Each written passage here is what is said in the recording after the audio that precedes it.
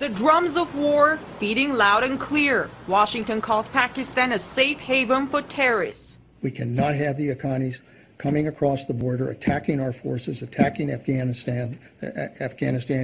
and then disappearing back into a safe haven. That is not tolerable. The Haqqani network, for one, acts as a veritable arm of Pakistan's internal services intelligence agency. Pakistan is furious over the accusations, calling them unsubstantiated, and saying that Washington came very close to losing a major ally in its war on terror.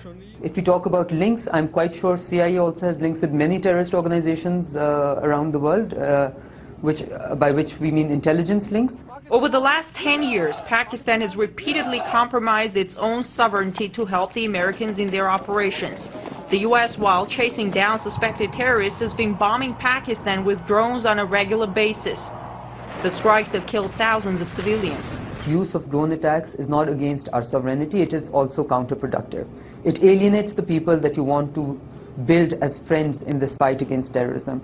After the latest threats from Washington, fearing an even tougher assault, thousands of Pakistanis angrily rallied to say enough is enough.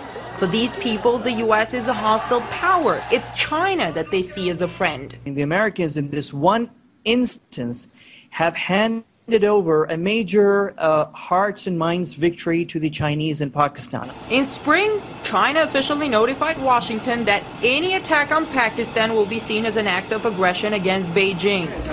The Pakistani Prime Minister praised his country's relations with China, calling them, quote, higher than mountains, deeper than oceans, stronger than steel and sweeter than honey. Washington, on the other hand, seems to have mastered the art of alienating friends, with Pakistanis taking America's accusations that they support terrorists as a way to shift the blame for the failure of U.S. policies on Pakistan. But the blame game may blow up into full-scale aggression. If the experts believe that we need to elevate our response, they will have a lot of bipartisan support on Capitol Hill. U.S. lawmakers have already signaled that if there is the will for tough action against Pakistan, they'll support it. And when Washington says the words safe haven for terrorists, that's what you expect. Tough action. And if it does happen, Pakistan could be the new Afghanistan. But with China as a friend and nuclear bombs at hand, sounds like a deadly combination for the United States. I'm Ganesh Chekout reporting from Washington, RT.